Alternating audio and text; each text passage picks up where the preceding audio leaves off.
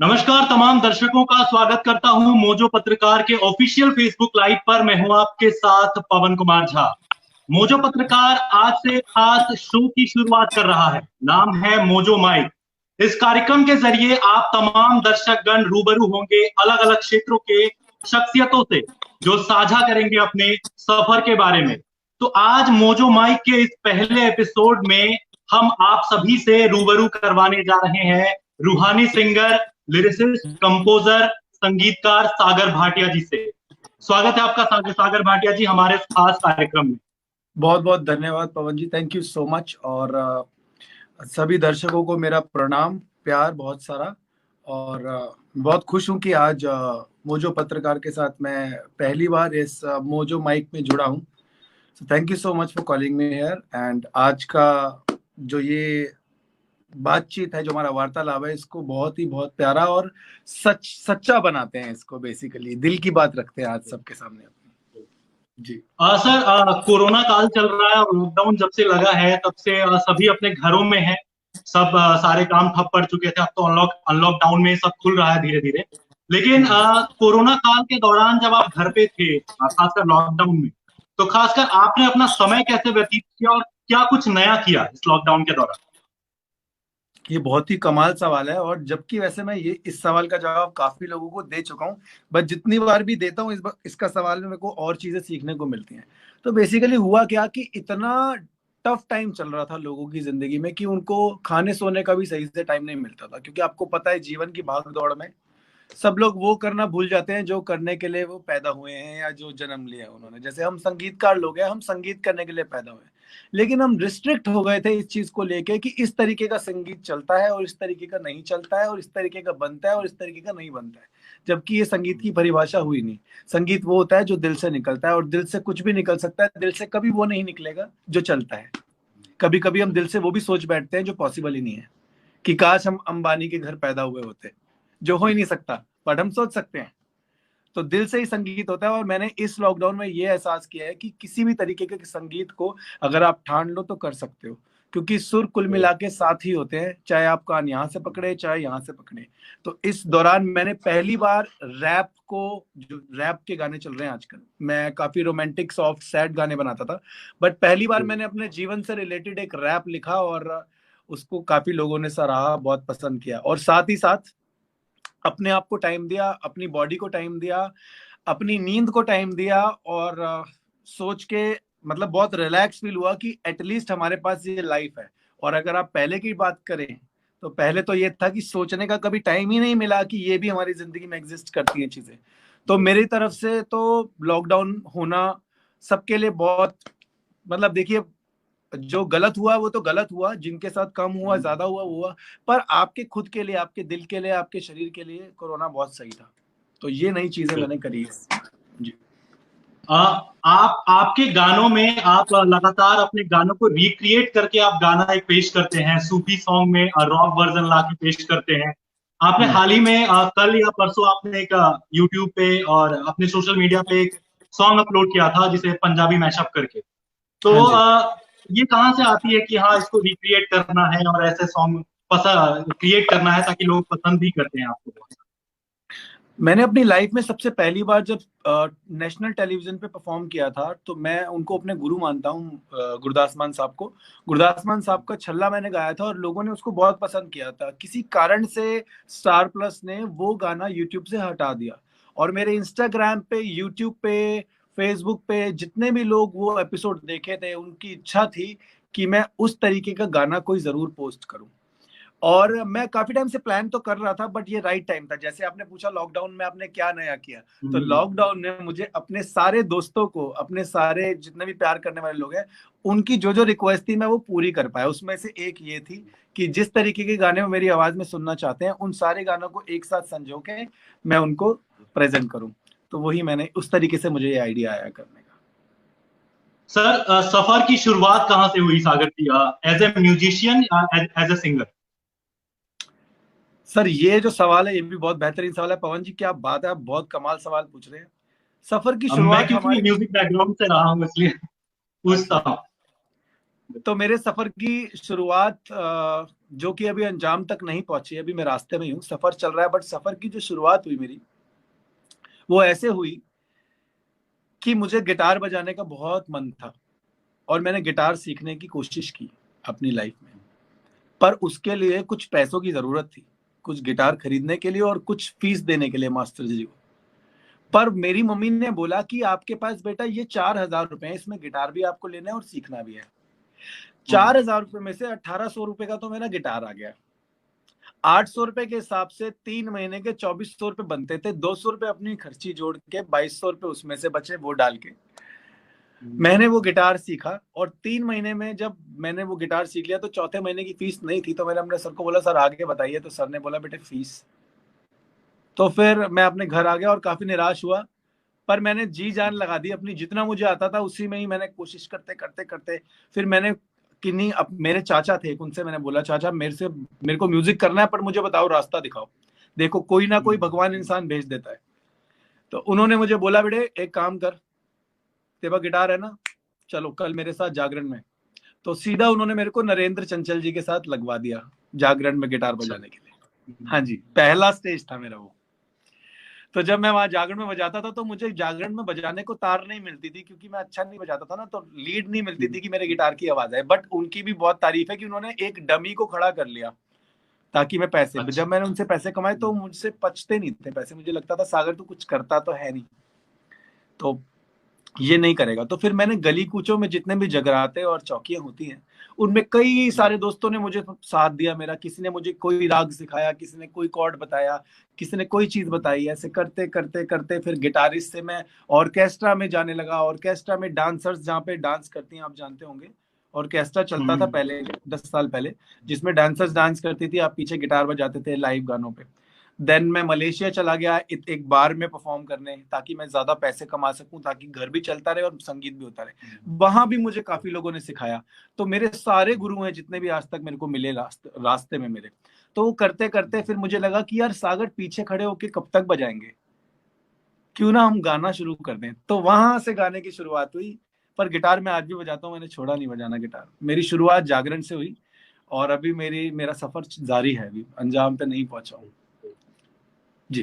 Sir, raw star जहां से आपको एक खास पहचान भी मिली, वहां तक का सफर बताइए, आप कैसे पहुंचे वहां तक, रॉ स्टार का सफर। सर ये भी मैं सब लोगों को बताना चाहता हूँ कि जितने भी लोग सुन रहे हैं, दर्शक जो रियलिटी शो में जाना चाहते हैं, मैं उनको ये बताना चाहता हूँ कि वहां पर लाइन में लग के कभी आपका सिलेक्शन नहीं होगा। Selection is already plan. बहुत सारी बड़ी टीम होती है, वहां तक पहुंचने में आपको बहुत टाइम लगता है। वही बहुत किस्मत होती होगी किसी की कि जो लाइन में लग के वहां तक पहुंच जाते होंगे। वैसे मेरे को नहीं लगता। तो जनरली मुझे नहीं पता था there is a show called India's raw star. I love cooking, मतलब मेरे को खाना पकाना बहुत अच्छा लगता है।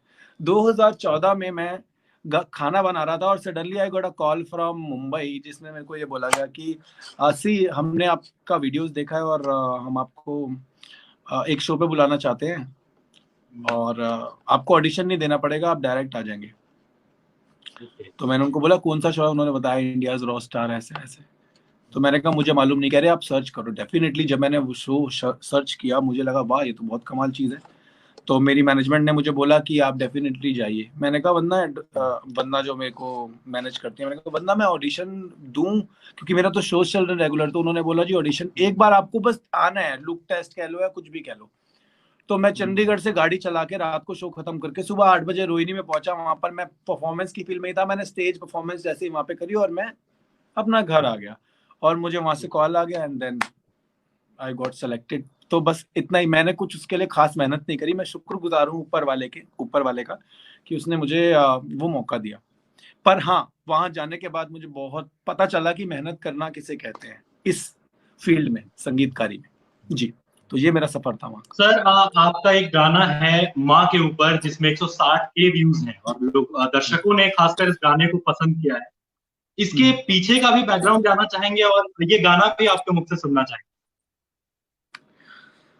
देखिए मैं दिल्ली रहता हूँ और दिल्ली के जो बच्चे होते हैं उनकी माएँ जो होती हैं बहुत उनको खिलाने पिलाने में अलग तरीके से हमारे यहाँ पे होता है कि भाई जी सुबह पराठा खाना है तो खाना ही खाना है, और रात को भी अगर पराठा खाना है तो खाना ही खाना है। तो रॉस्टार से वापस आने के बाद कुछ एक्सपीरियंसेस मेरे अजीब होने के बाद मुझे दिल्ली की बहुत याद आती थी, मैं वापस आ गया था। पर 2017 में मुझे ये रियलाइज हुआ कि मुझे बम्बई जाना चाहिए और मुझे वहीं जाके काम करना चाहिए। मैं वहां पहुंचा तो, पर वो खाने की दिक्कत तो थी। जैसे मैंने आपको बताया कि मेरे को खाना बनाने का शौक था, बट लिमिटेड चीजें बनाता था। बट मेरा एक दिन बहुत मन किया कि मुझे गोभी का पराठा खाना है। रात के 1:30 बज रहे थे, तो मैं घर पे मिस भी बहुत कर रहा था अपनी मम्मी को। तो मैंने गोभी का पराठा बनाने की कोशिश करी। मम्मी जो है कि घी में ज्यादा खाना खिलाती थी मुझे, तो मैंने तवे पे पहले खूब सारा घी डाल दिया, और उस तवे, गरम तवे पे मैंने फटाफट रोटी पका के यूं जैसे मम्मी डालती थी डाल दी। तो पूरा घी मुझ पे आ गया सारा और मैं जल गया। रात के 2 बज रहे थे और बहुत जलन हो रही थी। तो और वो रोटी मैंने जली हुई खाई भी। तब मुझे रियलाइज हुआ कि यार मतलब क्या फील होता है जब हम एक बार चीज मुंह से बोलते हैं और वो में मिल जाती है, हम खा लेते हैं तुरंत से उसे। तो फिर उस रात मैंने गाना लिखा था कि मम्मी मैंने दूध का गिलास नहीं पिया आज, और तुमने फिर भी मुझे तंग नहीं किया। भूख लग रही है बहुत तेज, कुछ नहीं खाया मैंने। आप मेरे को सादी रोटी दे दो, मेरी कोई डिमांड नहीं है, पर एक बार आ जाओ। तो ये मैंने उस दिन लिखा था रात को पंजाबी में।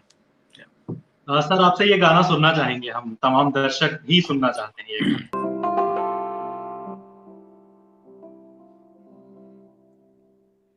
दूध दा गिलास मैं नहीं पीता, दूध दा गिलास मैं नहीं पीता, फिर भी तू आके मैनू तंग नहीं कीता।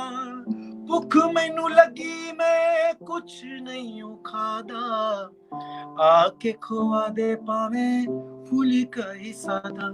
एदा राजे नू अपने तू रोल ना माए दा बछड़े नू अपने तू रोल ना, कदे आवेंगी माए तू बोलना। हाय मैं कल्ला हो गया तेरे बिना, मैं कल्ला हो गया। वाह, यही खास बात है आपके आवाज में, रूहानियत, एक अलग सी आवाज। बहुत शुक्रिया बहुत पवन जी, बहुत। सर रॉ स्टार के बाद बहुत सारे सिंगर्स निकले जो आज बॉलीवुड में हैं और बहुत सारे गाने भी गाते हैं। आपको भी ऑफर आई होगी बॉलीवुड से, इसके बारे में जरा बताएं। ये भी बहुत अच्छा सवाल है। इंसान को अपनी गलतियां एक्सेप्ट करनी चाहिए, और आज मैं आपको अपने बारे में एक सही बात बताता हूँ। I was doing lot of, उस टाइम कुछ कटा था ना आई गेस, तो हाँ कोई नहीं, उस अब टाइम ठीक है। मैं, ठीक है, तो हाँ, तो जब मैं रोस्टर में था मैं काफी लाइव शोज करता था दिल्ली में, और दिल्ली के लोग, पंजाब के लोग मुझे बहुत प्यार देते थे। तो मुझे लगता था मुझे घर वापस आना है, क्योंकि मेरा घर जैसा माहौल है यहाँ पर। देन मैं घर वापस आ गया, समझ लो दौड़ के ही वापस आया था मैं, शो बीच में छोड़ के कि मुझे घर जाना है वापस। 23 साल की उम्र होगी मेरी उस समय, और काफी नया नया स्टेज देखा था। आप जैसा कि जानते हैं कि जागरण में बजाने वाले, गिटार बजाने वाले आदमी को स्टेज मिल रही है जिसमें मैं लोगों के साथ रूबरू हो सकता हूँ। तो मैं बहुत प्यार में पड़ गया था लोगों के, और मेरा मन था कि मैं सबके लिए सिर्फ लाइव शोज करूं। तब मुझे ये नहीं पता था कि एक सिंगर बनने के लिए बहुत ज्यादा जरूरी है कि आप अपने गाने लिखें और गाएं। तब मैं बस लोगों को एंटरटेन करना ही चाहता था। तो मैं वापस आ गया 2015 14 15 16 तक। मुझे ये रियलाइज नहीं हुआ कि मुझे लाइफ में और भी बहुत सारी चीजें करनी है। 2017 में मुझे लगा अब मैंने बहुत लोगों को एंटरटेन किया है, अब मैं उनको अपने गाने सौंपना चाहता हूँ जो मैंने इतने साल से लिखे। तो मैं मुंबई गया, और मैं थोड़ा लेट हो गया जाने में, बट कुछ भी चीज लेट नहीं होती, हमेशा टाइम सही होता है। तो आज उस टाइम के बाद, आज 2017 से आज 2020 है, मेरे पास 53 ऐसे गाने हैं अपने जो रेडी टू रिलीज हैं, जो मेरे ही लिखे हुए हैं और मेरे ही कंपोज किए हुए हैं। और वहीं बम्बई से ही मैंने सीखा कि म्यूजिक प्रोडक्शन क्या होती है, डायरेक्शन क्या होती है, और लिरिक्स लिखना क्या होता है। ये सब इंस्पिरेशन बहुत लोगों ने मुझे वहां दी है। तो किसी का समय पहले तो किसी का बाद में, पर सच्चे दिल से काम करना सीख लिया है अब। बस यही है जी। आप अपनी बैंड सोल के जरिए सूफी म्यूजिक रिक्रिएट करके लोगों के सामने प्रस्तुत करते हैं। सोल का ख्याल कैसे आया? ये भी बहुत ही कमाल सवाल है। सच्चाई ये है कि 2010 में मैंने कोशिश की कि इस बैंड को बनाया जाए, और मेरे जो बैंड में आज भी हैं जिनका नाम है जयदीप वर्मा, उन्होंने इनिशिएटिव लिया कि सागर मैं बैंड बनाऊंगा। मैं उनके साथ जागरण में गिटार बजाता था, मतलब वो मुझे बोलते थे कि मेरे साथ आके बजाओ। वो मेरा हमेशा से सीनियर रहेगा और मेरा भाई है वो जयदीप। तो जयदीप ने एक सिंगर के साथ मिलके बैंड बनाया और उसमें बोला कि इस गिटार प्लेयर को रखेंगे। तो सिंगर ने बोला नहीं ये गिटार प्लेयर अच्छा नहीं है। जयदीप ने बोला मैं जानता हूँ ये अच्छा है, तो रखते हैं। तो सडनली मेरे पास कुछ कॉल्स आने लगे कॉलेजेस के। तो कॉलेज में किसी ने बोला कि सर आपके बैंड का शो, क्योंकि मैं बच्चों को गिटार सिखाता था उस टाइम पे, सर आपके बैंड का शो बुक करना है, अपने बैंड का नाम बताओ। तब तक हमारे बैंड का नाम फिक्स नहीं था।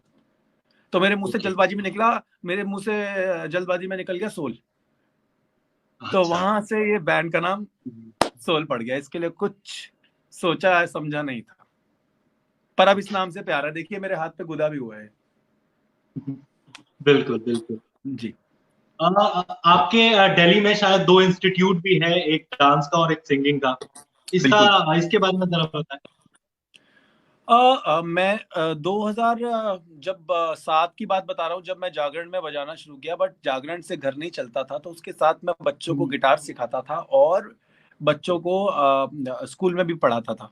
सुबह स्कूल में पढ़ाना, दोपहर से शाम तक बच्चों को गिटार सिखाना और रात से लेकर सुबह तक जागरण में बजाना, यानी सोना नहीं मिलता था तब, जेन्युइनली। और वो भी बहुत कम पैसों में, ऐसा नहीं कि बहुत ज्यादा पैसे कमा लेता था मैं, पर मेरे को मजा आता था क्योंकि मैं जिस चीज के लिए पैदा हुआ हूँ वही करके कमा पा रहा हूँ पैसे। तो धीरे धीरे लोग मिलवाते हैं लोगों को आपकी जिंदगी में। फिर मुझे एक इंसान से मुलाकात हुई जो आज तक मेरी जिंदगी में है, और उनकी वजह से मैं जहाँ तक पहुंच पाया हूँ, अभी तक पहुंच पाया हूँ। बहुत मेहनत करी उन्होंने हमारे लिए। उनका नाम है वंदना शर्मा। उनका दिल्ली डांसिंग के नाम से एक इंस्टीट्यूट था बहुत बड़ा। तो उन्होंने मुझे परफॉर्म करते हुए देखा। पहली बार परफॉर्मेंस भी उन्होंने ही मुझे अपने शो पे दी मेरे बैंड को। उसके बाद उनको लगा कि हमें कैलिबर है। देन उन्होंने बोला कि आप हमारे साथ जुड़ जाइए और आपको हम बड़ा इंस्टीट्यूट कर देते हैं, आप बहुत अच्छा सिखाते हैं, आप वो सिखाइए और बस शुरू कर दीजिए। तो फिर उन्होंने मेरा इंस्टीट्यूट अपने साथ खुलवाया, एक म्यूजिक का इंस्टीट्यूट खुलवाया, डांस का उनका, म्यूजिक का मेरा, फिर दोनों का एक। देन उन्होंने मुझे मैनेज करना शुरू किया, बताया कि कैसे कैसे क्या क्या करना है। ऐसे धीरे धीरे करते करते शहर दर शहर हम पहुंचते गए और बच्चों को आज तक 1000 से 1200 बच्चों को मैं सिखा चुका हूँ। कई उनमें से शायद ही इंटरव्यू भी देखेंगे, आज भी वो मेरे उतने ही अजीज हैं जी। तो ये सागर जी, आपका एक गाना है जब कोई बात बिगड़ जाए, 18 मिलियन से ज्यादा व्यूज है इस गाने में जी। ये गाने में खास बात आपने ये है कि आपने जो शुरुआत में पंजाबी लिरिक्स डाला है, उसको दर्शकों ने खूब पसंद किया। ये गाना आप हमारे दर्शकों को अगर सुना दें तो बहुत अच्छा होगा। ठीक है, मैं जरूर गा के सुनाता हूँ। मतलब actually I was not plan to sing today. मुझे लग रहा था कि it's just an interview, but ठीक है, गाना ना हो तो फिर बात ही क्या है। तो मैं आपको सुनाता हूँ और शुरुआत की लाइन है इसकी, आप सबको सुनाता हूँ।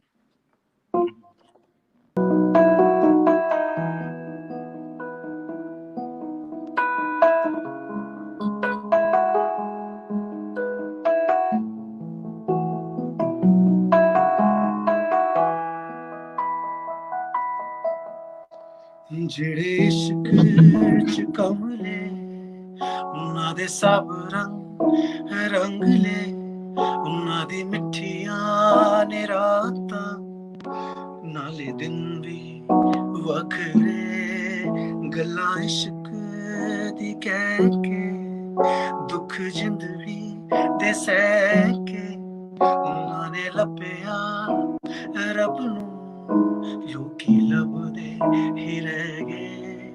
जब कोई बात बिगड़ जाए, जब कोई मुश्किल पड़ जाए, तुम देना साथ मेरा ओ हमनवा। ना कोई है ना कोई था जिंदगी में तुम्हारे सिवा, तुम देना साथ मेरा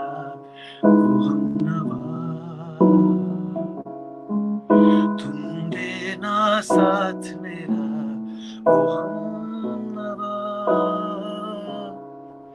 ਜਿਹੜੇ ਇਸ਼ਕ ਚ ਕਮਲੇ ਉਹਨਾਂ ਦੇ ਸਭ ਰੰਗ ਲੈ,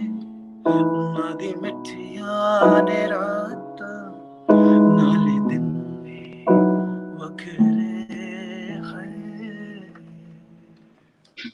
thank you so much everybody, thank you so much. Sir मेरा अगला सवाल आपसे है, कोरोना काल से रिलेटेड है, क्योंकि कोरोना काल है और फिल्म इंडस्ट्री और म्यूजिक इंडस्ट्री अलग तरीके से अब चल रही है, क्योंकि जहाँ पे आपदा होती है वहां अवसर तो निकल ही आते हैं, लेकिन बहुत सारे बदलाव आ गए हैं फिल्मों में और म्यूजिक में कोरोना के चलते। तो इसको आप किस तरह से देखते हैं कि आने वाले दिनों में क्या फिल्में ओटीटी प्लेटफॉर्म पे ही रिलीज होगी, या दर्शक मोबाइल में ही अपने अपने घर में ही थिएटर पालेंगे? इसको किस तरह से देखते हैं? देखिए, सोशल मीडिया पे तो आजकल 95% लोग इस दुनिया के सोशल मीडिया पे हैं जी। तो जी मैं आपको बताता हूँ, जैसे आप ज्यादातर लोग सोशल मीडिया पे हैं, तो आप जानते होंगे इस बात को कि कई सारी ऐसी गतिविधियां हो रही हैं ऑनलाइन कि लोग अपनी भड़ास निकाल रहे हैं, अपने दिल की बात कह रहे हैं, पता चल रहा है। तो इस लॉकडाउन के चलते काफी ऐसी चीजें होने वाली हैं जो होनी जरूरी थी, पर लोग किसी डर से या सक्सेसफुल ना होने के डर से वो काम नहीं कर पा रहे थे। मैं अभी बात करता हूँ सिर्फ इंडिपेंडेंट आर्टिस्ट की और शॉर्ट मूवीज बनाने वालों की और सीरीज बनाने वालों की। जैसे कि आजकल आप देखेंगे तो इनफैक्ट आप भी मूवीज से ज्यादा सीरीज देखते होंगे। इनफैक्ट हर बंदा ज्यादा सीरीज देखता है कि उसको इंटरेस्ट डेवलप होता है उसका। तो इंडिपेंडेंट ऐसे प्लेटफॉर्म्स आ गए हैं, जैसे आप देखिए अब नेटफ्लिक्स है, अमेजॉन प्राइम हो गया, एमएक्स प्लेयर हो गया, और आपका हॉटस्टार हो गया, हर चीज वहां रिलीज हो रही है। तो डेफिनेटली मुझे लगता है कि अब लोग नहीं जाएंगे अगर यही चलता रहा तो सिनेमा में देखने कोई भी चीज। और रही बात इंडिपेंडेंट म्यूजिक की, तो मुझे लगता नहीं कि अब, मुझे लगता है कि बैठ बैठ के घर पे लोगों से बात कर करके अपनी फैन फॉलोइंग लोग बना चुके हैं इतनी कि आप अपना एक परिवार बना चुके हैं। आप उस परिवार में ही खुश हैं कि मैंने ये गाना लिखा, मेरे दोस्तों मेरे प्यारों ये गाना आप सुन लो। तो बहुत दिक्कत होने वाली है। अब मुझे ऐसा लगता है जो इंडिपेंडेंट आर्टिस्ट है उनके पास ज्यादा माल होने वाला है जनरल बाकी लोगों से जनरली। तो ये हो सकता है, डेफिनेटली मुझे ऐसा लगता है। सर आप लिरिसिस्ट भी हैं और खुद के गाने खुद कंपोज भी करते हैं, गाते हैं। तो मतलब आपका मतलब कैसे देखते हैं इन चीजों को? और नए आर्टिस्ट जो मतलब आना चाहते हैं इस फील्ड में, जो स्ट्रगल कर रहे हैं, उनको आप क्या सुझाव देना चाहेंगे? कितना जरूरी होता है तीनों काम एक साथ करना? इनफैक्ट अभी 2 दिन पहले मैंने एक अपना इंस्टाग्राम पे आईजीटीवी वीडियो डाला था और उसमें मैंने अपना सारा कुछ मन से बोल दिया था, अगर पवन जी आपने देखा हो तो मैं आपको बताता हूँ। कोई भी इंसान, कहते हैं ना कि कोई भी चीज आप पेट से सीख के नहीं आते, ये टाइम सिचुएशंस ऐसी हो जाती हैं। सर मैं जागरण में गिटार बजाने वाला आदमी हूँ, मुझे कहाँ लिरिक्स लिखने आएंगे, मुझे कहाँ कॉम्पोजिशन करनी आएगी और कहाँ म्यूजिक प्रोड्यूस करना आएगा। पर जरूरतों के हिसाब से आपका टाइम, अब अगर आप लिरिक्स लिखने की बात कहें तो मैंने लिरिक्स इसलिए लिखे क्योंकि मैं अफोर्ड नहीं कर सकता था कि मैं किसी लिरिक्स राइटर से लिरिक्स लूं। तो मैंने कहा मैं लिख सकता हूँ, अपनी जिंदगी लिख दूंगा, चलो ठीक है। फिर कॉम्पोजिशन और म्यूजिक की बात, उसमें भी बहुत पैसे लगते थे बट मेरे पास नहीं थे। तो मैंने कोशिश करी कि मैं सीखूं, उस चीज को खुद से सीखूं, कोई तो नहीं सिखाएगा, देख देख के सीखूं। ठीक है, शुरुआत में बहुत बुरा हुआ, कुछ बेहतर हुआ और आगे और बेहतर होगा और समय के साथ साथ चलता रहेगा। मैं सारे आर्टिस्ट को ये कहना चाहूंगा कि आप हर चीज को पूरी अच्छी तरीके से तो नहीं कर सकते, लेकिन अगर आप इस फील्ड में एज अ सिंगर आना चाहते हैं तो सिर्फ एज अ सिंगर आना इट्स लिटिल डिफिकल्ट। अगर आप सॉन्ग राइटर भी हैं सिंगर के साथ तो मुझे लगता है कि आपके लिए काफी रास्ते बहुत ज्यादा खुल जाएंगे। ऐसा नहीं है कि अगर आप सिंगर हो तो आप तरक्की नहीं कर पाओगे, यार ये किसी के हाथ में नहीं होता। आप बस अपनी सच्चे दिल से मेहनत करते चलो, पर जो समय पे आप मेहनत कर रहे हो उसमें 2-3 चीजें और जोड़ लो ताकि कल को तुम्हें किसी का मोहताज ना होना पड़े। अगर आपको मौका नहीं भी मिला तो आप एक कंप्लीट चीज बना के अपने दर्शकों तक उसको डिलीवर कर सको। आप नहीं होगे इतने बड़े कि आप 5-10 लाख लोगों तक अपना गाना पहुंचा सको, लेकिन 10,000 लोग भी अगर आपका गाना सुनते हैं तो वो आपका गाना सुनेंगे तो सही। तो ये सारी चीजों को साथ लेके चलिए, कॉम्पोजिशन की नॉलेज, लिखने की नॉलेज, म्यूजिक करने की नॉलेज। अगर आप किसी से भी म्यूजिक अपने गाने का करवाएं तो वो भी आपसे पूछेंगे जनाब कि आप किस तरीके का म्यूजिक चाहते हैं, थोड़ा गाइडेंस दीजिए। उस टाइम आप कहें जी आप अपने आप कर दें, तो ये तो वही बात हो गई, आपने अपने बच्चे को ले जाके टेलर पे खड़ा किया, जी अपने बच्चे के हिसाब से इसके कपड़े सिल दो, है ना। तो नॉलेज आपको हर चीज की होनी चाहिए। जी मेरा यही कहना है इसके बारे में। सर एक गाने की फरमाइश मुझे भी बहुत ज्यादा हुई जब मैंने ये पोस्ट किया कि मैं लाइव कर रहा हूँ आपके साथ, यार दी कमली। अच्छा यार दी कमली, ये दर्शकों की मांग भी है कि आप गाएं, तो प्लीज हमारे दर्शकों के लिए आप ये गाना जरूर सुनाएं।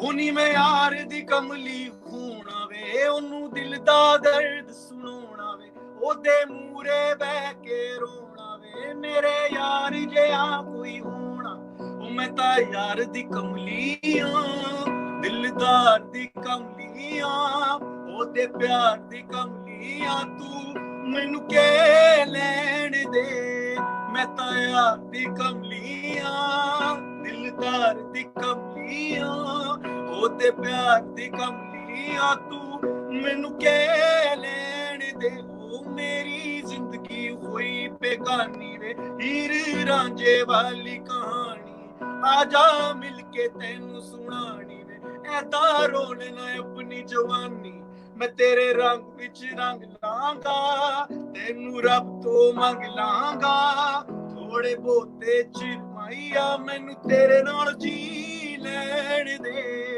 ਮੈਂ ਤਾਂ ਯਾਰ ਦੀ ਕਮਲੀ ਆ, ਦਿਲਦਾਰ ਦੀ ਕਮਲੀ ਆ, ਉਹਦੇ ਪਿਆਰ ਦੀ ਕਮਲੀ ਆ, ਤੂੰ ਮੈਨੂੰ ਕਹਿ ਲੈਣ ਦੇ।